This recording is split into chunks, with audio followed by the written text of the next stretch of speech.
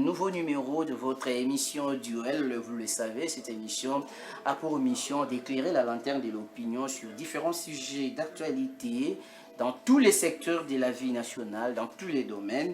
Le numéro d'aujourd'hui a ce réel plaisir de recevoir pour vous, mesdames et messieurs, deux figures aussi importantes de notre République démocratique du Congo. Mais avant cela, nous allons parler d'un sujet aussi très intéressant. Vous le savez, la République démocratique du Congo passe aussi un moment un peu compliqué de son histoire.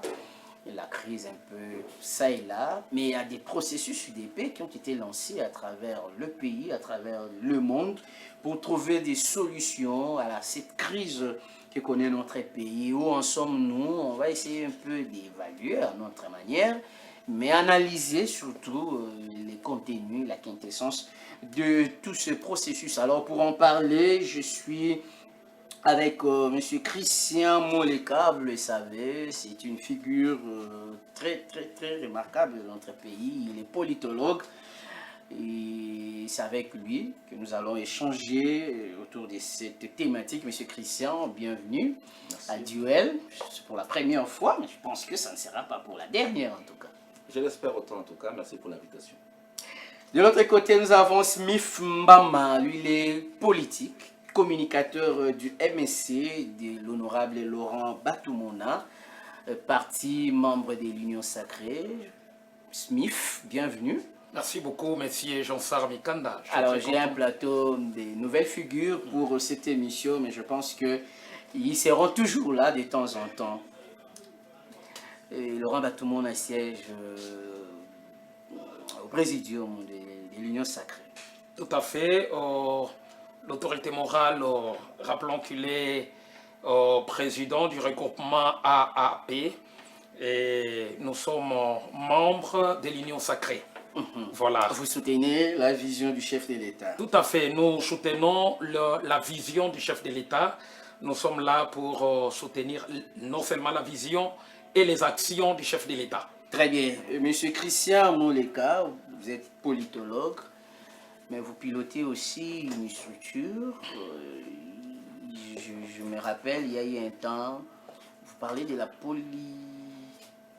Bon, je suis déjà coordonnateur de la DIPOL, qui est la dynamique des politologues de la RDC, qui est le réseau national des politologues congolais.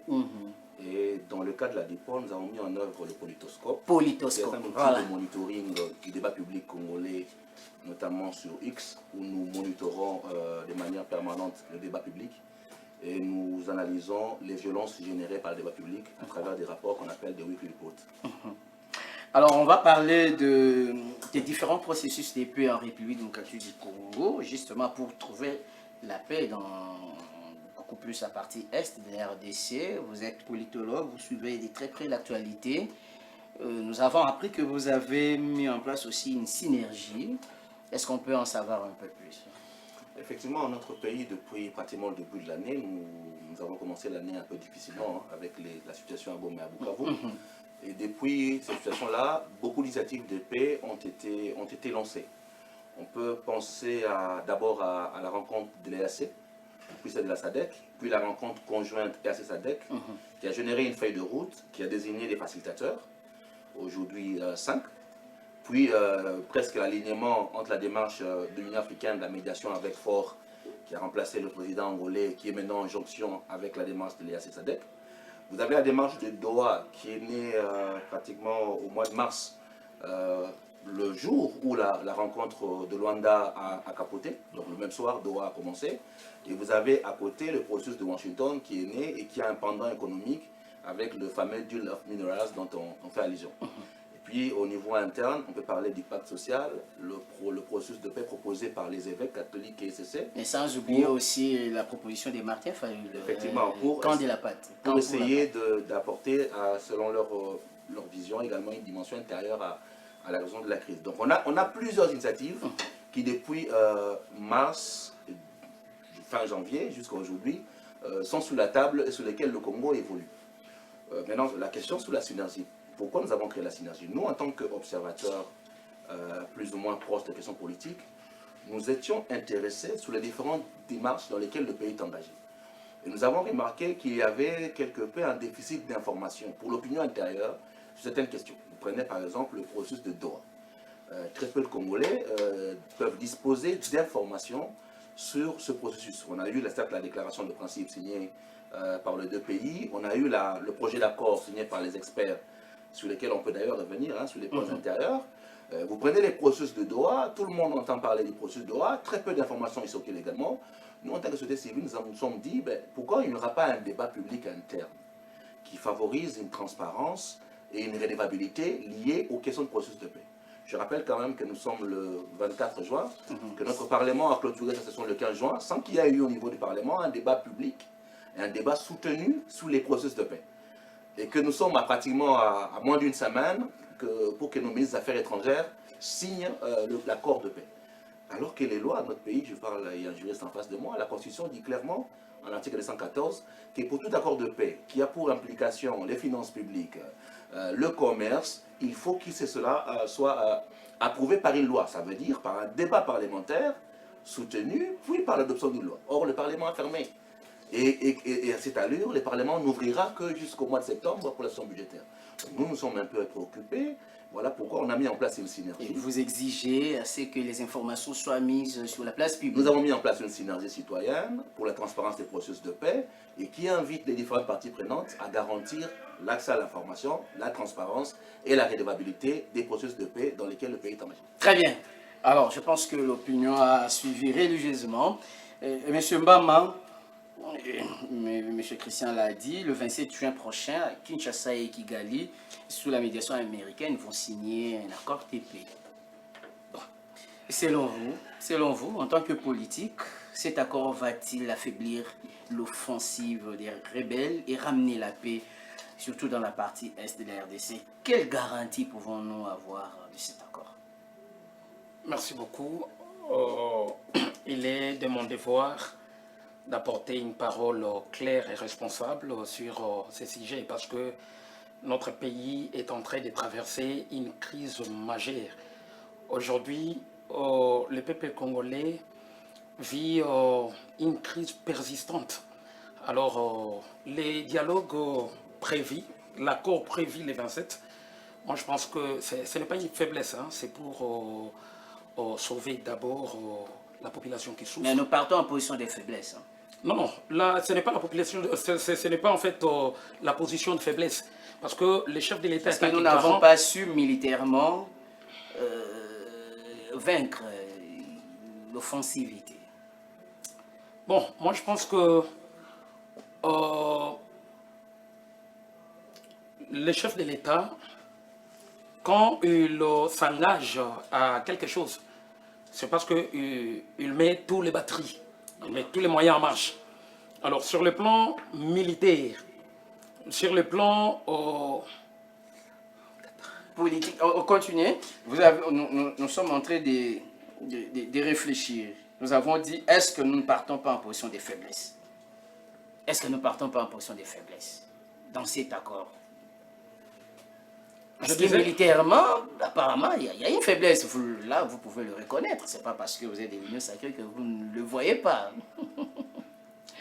La situation de l'Est exige de nous des réponses à plusieurs niveaux. Militaires, diplomatiques ainsi que citoyens. Alors là, nous sommes au niveau diplomatique. Bon, je dis oui. Le président de la République a choisi une stratégie avec des voies. Les stratégies militaires sur les terrains, ainsi que les stratégies diplomatiques. Vous voyez, pour parler, Nous sommes à Doha. Nous sommes à Doha. Nous sommes en train de réfléchir, mesdames et messieurs. On parle de différents pourparlers, de différents je vais commencer par le pourparler de Nairobi, de Luanda et puis de Doha. Bon, attendez. Moi, je pose une simple question. Je dis ceci. Vous le savez que le 27 ici, on va signer un accord, n'est-ce pas? Est-ce que nous n'y allons pas en position de faiblesse? Je ne pense pas que nous sommes en position de faiblesse parce que il y a eu des engagements qui ont été pris. D'autres ont été respectés, d'autres piétinés. par rapport au retrait des troupes du M23. Et récemment, le processus de Doha. Mais vous donnez du crédit au moins à ce processus. Ouais, ben oui. Vous estimez que ça va apporter la... Oui, ça va porter en plus. Ça va porter quelque chose parce que cet accord va faire à ce que les retraits de groupes armés soient effectifs dans nos territoires. Parce que nous ne voulons pas une paix imposée ou des façades. Mais négocier. Mais, ouais, négocier parce que nous sommes africains. Négocier, ça fait partie de nos cultures. Monsieur Christian, négocier, imposer, vous préférez quel terme? Négocier la paix ou imposer la paix? Bon, il ne s'agit pas de choisir. C'est que en diplomatie, une négociation est consécutive au rapport de force. Lorsque je ne suis pas en capacité d'imposer mon point de vue, je suis contraint, malgré moi, d'être sur la table de négociation. Donc là, on peut dire que nous y allons en position de faiblesse. Nous sommes allés sur la table, non pas par la volonté du gouvernement, ce sont les faits, les réalités sur le terrain qui nous ont imposé les processus de paix. Rappelez-vous quand même qu'au 15 décembre, lorsque la première rencontre de Luanda avait capoté, le Rwanda avait mis sur la table, avait inséré une ligne qui est à l'origine d'ailleurs du blocage, une ligne qui demandait ou qui exigeait au gouvernement congolais de négocier avec les 1-23. Sur le refus du gouvernement congolais, en tout cas de l'équipe avant même l'arrivée des derniers décideurs, d'insérer cette ligne qui a été à l'origine de l'échec du processus de Luanda du 15 décembre. Donc, il y a une posture de notre côté qui nous a été imposée, mais en même temps, il faut reconnaître qu'il y a quand même un effort diplomatique qui a été fait du côté gouvernemental pour compenser nos défaites militaires. Oui, nous avons militairement été malmenés, mais il y a eu quelques éléments diplomatiques qui ont permis de rééquilibrer les rapports de force sur le terrain. La conséquence, c'est que nous allons aller en faisant des concessions sur des questions sur lesquelles nous n'étions pas d'accord au départ. Je prends un exemple. Et c'est d'ailleurs pour ça que nous parlons de la transparence. Notre Parlement s'était réuni en novembre 2022. Le Parlement a pris une résolution interdisant l'intégration de groupes armés au sein de notre armée. Ce qui était une ligne tenue par le gouvernement. Mais aujourd'hui, si vous lisez l'accord de paix, le projet d'accord de paix que nous avons signé, que les experts ont signé aux États-Unis et que notre ministre va signer la semaine prochaine, il y a une ligne que nous avons acceptée, celle d'intégration conditionnelle des groupes non étatiques au sein des armées régulières. Ça veut dire qu'il y a deux points de faiblesse liés au fait que nous n'avons pas réussi à imposer notre point de vue. Smith Mbama, je reviens à vous. Là, c'est au niveau international. Mais au niveau national, on parle du pacte social proposé par le tandem ECC-5O. Nous avons vu il y a longtemps au niveau de la sphère politique, en tout cas, cette posture n'était pas acceptée, surtout du côté de l'Union sacrée. Mais récemment, les évêques de l'ECC, de la 5O et les pasteurs de l'ECC ont allé faire rapport au chef de l'État des conclusions de leur démarche. On peut dire que cette fois-ci, on peut revenir sur la table des négociations à l'interne pour trouver des solutions, puisque vous avez évoqué le dialogue qui fait partie de nos coutumes africaines. Tout à fait, messieurs les journalistes. Moi, je pense que je vous avais dit en amont que le dialogue fait partie de notre culture. D'abord, les prêtres catholiques et de l'ECC, leur souci est de ramener la paix. Moi, je ne pense pas qu'ils ont besoin de pouvoir ou bien de courir derrière quoi que ce soit. Mais une posture qui était avant négligée. Négligée. Sinon, on allait être trop loin. Mais négligée parce que le peuple congolais n'avait pas compris leur philosophie. Et ils pensaient qu'ils ont derrière les acteurs politiques pour favoriser d'autres personnes. Et comme le chef de l'État a donné la chance aux princes des églises, je pense que ça va aboutir à une solution équitable. Parce que, étant que Congolais, les dialogues, le président de la République a posé des conditions sur ces dialogues. Et il y a des gens que le président de la République pense qu'ils négligent et ils vont en fait, comment dirais-je, étouffer les dialogues en question, soit ne viendront pas pour les dialogues proprement dits, Et s'il accepte de respecter les conditions posées par les chefs de l'État, je pense que ça sera un dialogue qui sera pour le bien de Oui, je reste à vous. On parle du pacte social dont vous venez d'évoquer, mais aussi, vous avez suivi la proposition de Martin Fayulu, la création du camp de la patrie. Vous voyez une différence entre le camp de la patrie et le pacte social? Il y a une très grande différence parce que Martin Fayulu, ce que Martin Fayulu cherche et ce que les prêtres catholiques veulent ne convergent pas. Il y a une différence parce que les prêtres veulent la paix, je parle des prêtres dans l'ensemble, oui. Fayulu également veut la paix. Fayulu veut la paix, mais pas la paix mais proprement des concepts dite. Différents. Et tout à fait.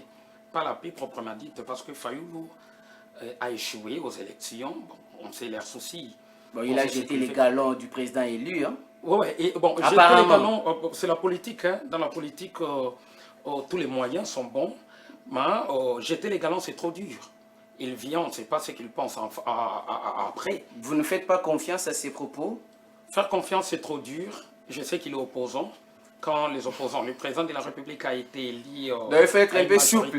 Très souple envers ces genres de personnes, surtout comme Martin Fayulu, qui n'est pas trop sûr avec ses propres paroles. Ah bon, Monsieur Moleka, je reviens sur la même question. Pacte social, camp de la patrie, voyez-vous des points de divergence ou des convergences en quelques mots? La convergence, c'est que tous veulent qu'il y ait un processus de négociation en interne. En tout cas, de créer un cadre où les Congolais peuvent parler. Peut-être la nuance, c'est au niveau de la démarche d'inclusivité. Est-ce que le camp de la patrie s'inscrit comme une démarche d'inclusivité qui prenne tous les acteurs, ou le choix même du nom camp de la patrie veut dire qu'il y a des personnes qu'on ne va pas intégrer parce qu'étant contre la patrie? Si c'est un choix d'exclusion, la différence sera là, parce que la démarche des évêques a toujours été une démarche inclusive de toutes les parties prenantes. Et je veux peut-être abonder sur la question que vous avez posée un peu plus tôt. C'est que parfois, nous, Congos, nous perdons en temps parce qu'il y a trop de susceptibilité, trop de méfiance. Donc, avant, si on avait mordu à l'hameçon le processus des évêques, on allait peut-être aller... Probablement, on serait un peu plus loin. C'est parce qu'il y a trop de méfiance, trop de susceptibilité, ou peut-être parce qu'il y a, je peux dire, trop d'inflexibilité. Maître Mbama parle de la politique. Hein. En politique, tous les moyens sont permis, tous les coups sont permis. Non, mais la politique est un jeu de concession. Et qui veut de concession, les concessions se font au centre, pas aux extrêmes. Si vous jouez trop le jeu de l'extrême, vous aurez du mal à faire de la concession. C'est ça d'ailleurs la politique. La politique se joue au centre.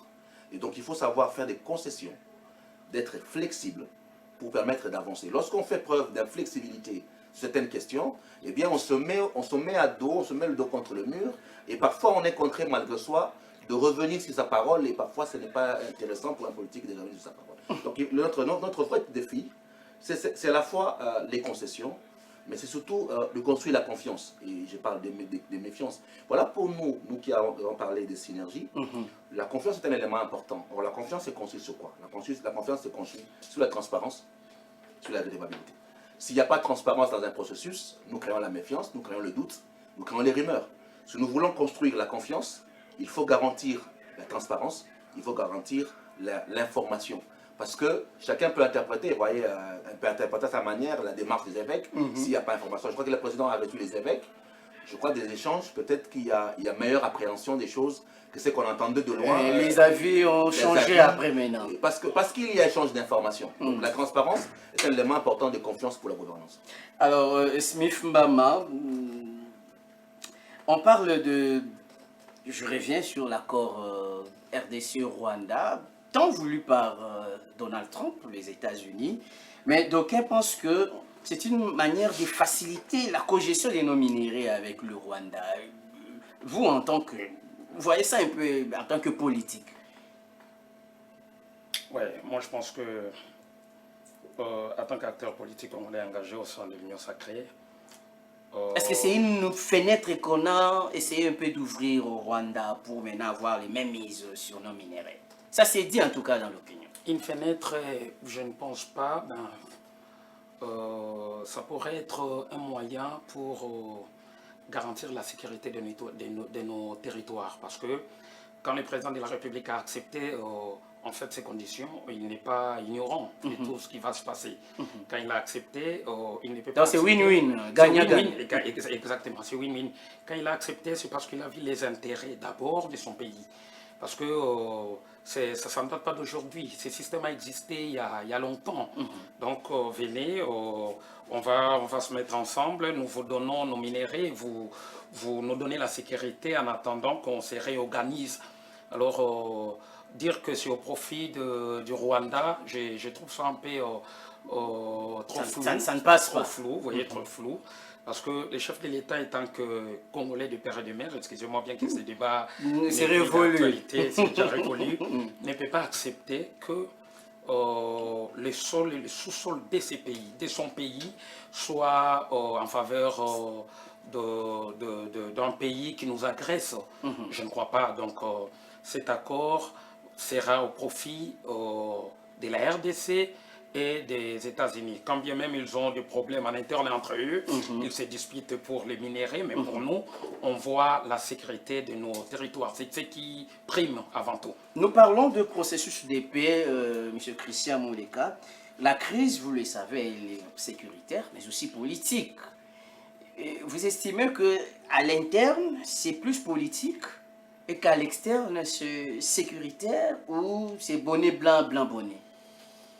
Ça, j'aurais bien voulu ajouter peut-être un petit mot sur le dossier rwandais, parce que c'est important de le rappeler. Il faut quand même rappeler à l'opinion que lorsque le gouvernement a proposé les projets du deal Minerals au départ, c'était une forme de copie du modèle ukrainien, à savoir, nous mettons à votre disposition les minéraux, vous nous protégez de l'agresseur. Tout à fait. Nous sommes partis du modèle ukrainien, les Ukrainiens, Zelensky a proposé à Donald Trump un modèle pour le protéger. Le modèle qui a marché là-bas?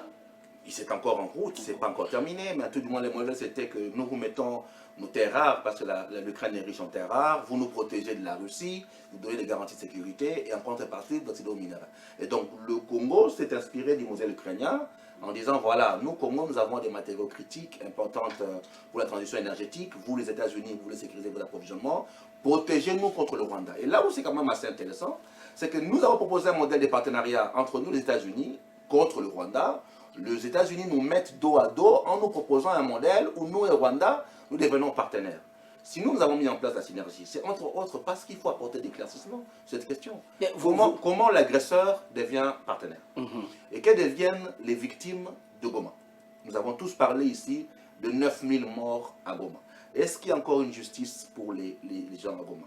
Est-ce qu'il y a des sanctions pour les crimes de guerre commis au Congo? Comment on va faire des partenaires, des affaires, du business, sans que nous parlions justice et réparation pour toutes les personnes? Voilà pourquoi nous estimons qu'il faut de la transparence sur les processus dans lesquels le pays s'engage. Donc vous pensez qu'il y a ambiguïté? Il y a un énorme d'opacité sur la question. Il y a un nombre d'opacité sur la question. Je l'avais dit tantôt ici, vous savez, nos gouvernants ne vont pas toujours négocier en ayant les mains libres. Le président n'est pas allé sur la table par son bon plaisir. Ce sont les réalités des faits, les réalités militaires sur le terrain qui nous ont contraints. Et donc, généralement, nos dirigeants, lorsqu'ils vont négocier de tels accords, ils ne sont pas libres de négocier aux meilleurs intérêts du pays. Pourquoi? Parce que les conditions sécuritaires l'ont contraint à négocier. Et donc, si nous voulons aider nos gouvernants à diriger, nous, comme citoyens, nous devons être suffisamment exigeants pour mettre une opinion alerte et avoir, je dirais, un point de regard qui pousse nos dirigeants à améliorer les défenses. Maintenant, la question posée sur la vraie sortie des crises, à l'interne ou à l'externe. Je disais à l'interne, les gens pensent que c'est beaucoup plus politique et qu'à l'externe, ce sont des processus beaucoup plus sécuritaires. Est-ce que c'est blanc, bonnet ou blanc? En sens politique, on parle d'intrication. L'intrication, c'est le fait que les facteurs se lient. Il n'y a pas moyen de séparer les facteurs. Ça veut dire les crises internes chez nous alimentent les crises sécuritaires. Parce que à chaque fois qu'il y a eu contestation pas uniquement à court terme, mais il faut avoir le recul. Contestation des questions politiques ici, ça a alimenté la crise sécuritaire à travers des rébellions ou de l'agression. Et inversement, les crises sécuritaires alimentent les crises politiques. Donc c'est l'intrication. On ne peut pas les séparer parce qu'il y a énormément de liens dedans. Il n'y a aucun processus à négliger, ni les Kinshasa, ni... Justement, en termes de processus, il faut apporter pour chaque processus une réponse adéquate. Autant on apporte une réponse sécuritaire qui règle les problèmes sécuritaires, autant il faut apporter des réponses politiques parce que les faits sont intriqués et qu'on ne peut pas prendre l'un et laisser l'autre. Très bien. Alors, on nous signale que nous sommes arrivés presque à la fin, malheureusement. Alors, quelques poussières de minutes qui nous restent, on va chuter. Maître Mbama, on parle de la cohésion nationale, de l'unité nationale, de tout ce processus, surtout à l'interne, c'est pour aboutir à la cohésion. Mais le CENSA a demandé à ce qu'on arrête, qu'on sursoie un peu les poursuites judiciaires, qu'on sursoie un peu, qu'on libère un peu les acteurs incarcérés et tout. Vous pensez que c'est une meilleure méthode aussi d'aller vers la cohésion nationale et l'unité nationale?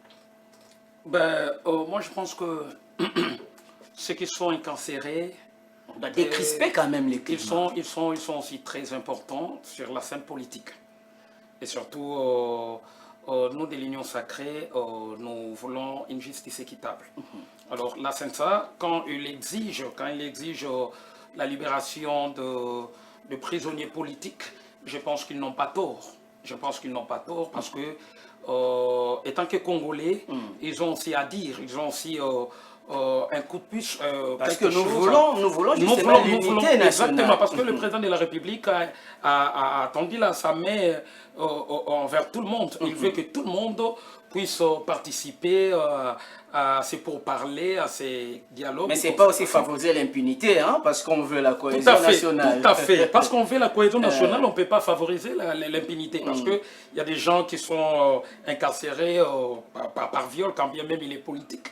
Donc on ne peut pas faire libérer tous ces gens-là parce qu'on veut la cohésion nationale. Il faut étudier au cas par cas. Il faut étudier les cas par cas. Voilà un peu, merci. Très bien. Donc c'est un peu ça. Très bien, merci Monsieur Moleka. Vous avez suivi justement les conclusions des travaux de la session ordinaire du CENSA.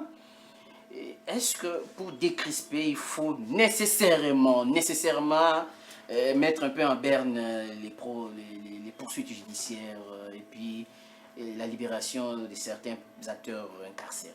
Le problème, c'est quelles poursuites judiciaires on parle. Est-ce qu'on parle des poursuites politiques? C'est ça qu'il faudrait, la nuance qu'il faudrait mettre sur la table. Parce que quand on veut négocier, lorsqu'on veut parler, il faut créer des conditions de détente. Des conditions de détente qui favorisent un climat de sérénité pour parler. On ne vient pas négocier avec une machette, ça ne marche pas. Parce que dès que vous venez avec une machette, vous créez une forme de défense de l'autre partie. Donc s'il faut décrisper, il faudrait, je dirais, créer les conditions. Et donc, pour tous les dossiers dits politiques, il y a nécessairement intérêt à trouver de conciliation entre la recherche de la cohésion et la détente nécessaire à un cadre de parole. Après, il ne s'agit pas de donner une forme de prime à l'impunité. Si les faits sont des faits de droit, qui ne relèvent pas des jeux politiques, des faits de droit méritent d'être, je veux dire, poursuivis pour des questions des faits de droit. Et pas, là, je crois que la tension, c'est particulièrement pour les questions dites politiques. On parle des prisonniers politiques, des cas des prisonniers politiques. Mesdames et messieurs, nous sommes arrivés à la fin, mais juste un dernier tour de parole aux invités qui sont en train d'expliquer en tout cas ces sujets très importants. Peut-être nous ne sommes pas totalement à la fin du sujet, mais peut-être les temps. Alors on va terminer par cette question. Après Doha, après tous ces processus, il faut les développements. Mais on parle aussi de la crise économique, de l'injustice distributive. En tant qu'Union Sacrée, vous le constatez aussi. Parce qu'il faut, dans un bref délai, on aura le gouvernement d'union nationale, de cohésion nationale, si vous voulez, et il faut revoir les choses. Alors, lorsque vous regardez la République démocratique du Congo, quelle direction vous la donnez, M. Mbama? Merci beaucoup pour cette très belle question. Elle est tellement pertinente. Moi, je pense que l'essentiel, c'est la sécurité du pays. Bien que la crise économique est là et elle est persistante. On voit la bonne volonté du président de la République de vouloir changer les choses. C'est pourquoi... La bonne volonté seule ne suffit pas, M. La bonne Mbama. volonté, On là, doit avoir les actions, là, on doit passer tout à à fait, l'acte. les actions, et il ne peut pas marcher seul. C'est pourquoi vous attendez de part et d'autre, on parle de sortie de nouveaux gouvernements. Parce que l'équipe, on change toujours l'équipe qui joue. L'équipe qui gagne, on la maintient. Alors on veut changer l'équipe pour porter une solution favorable aux Congolais qui ont longtemps souffert. Voilà un peu. L'équipe, l'entraîneur, qu'est-ce qu'il faut changer, M. Christian Moleka? On termine par là. En tout Déjà, pour moi, nous perdons un temps, nous tournons en rond. Nous tournons en rond parce que nous ne tirons pas les leçons de l'histoire. 2006 élections, 2009 CNDP, nous perdons un temps pour faire la paix, 2011 élections. 2011 élections, 2012 M23, 2013 M23, concertation, nous mettons en place des gouvernements, 2018 élections. Donc nous sommes en train de répéter l'histoire, ces bégaiements ne nous aident pas à avancer. Un gouvernement d'union, c'est un gouvernement des politiques qui n'ont aucun agenda en commun, parce qu'il y aura des libéraux, des démocrates, des socialistes qui se mettront ensemble pour travailler selon quelle vision. Ils vont s'auto-neutraliser parce que c'est un gouvernement politique. Et un gouvernement politique n'aura pas de l'efficacité parce qu'il y aura un problème de coordination, de cohérence des visions, sans compter qu'on va travailler avec un budget qui est déjà adopté. Je l'espère que ce sera après le budget. Donc ce n'est pas la priorité pour les citoyens. Et la priorité pour vous, à l'instant où nous parlons, la paix. La stabilité et la paix. La stabilité et la paix qui nous permettent d'amorcer les questions de développement. Tant qu'on sera toujours dans les débats politiciens, on tournera en rond et le peuple ne va pas se retrouver malheureusement. Merci beaucoup, mesdames et messieurs. Nous avons réfléchi à haute voix. Malheureusement, à la télé, c'est le temps. Nous sommes arrivés pratiquement à la fin. Merci à M. Christian Moleka, politologue. Merci en tout cas de nous avoir honorés. Merci M. Smith Mbama, communicateur du MSC. Merci de nous avoir honorés. Merci à la grande équipe de la RTGA.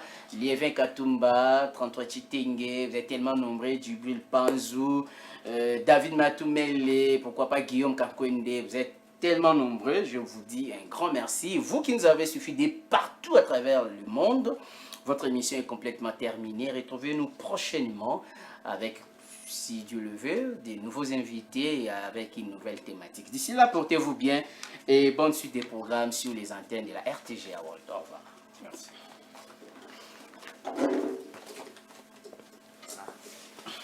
On a parlé.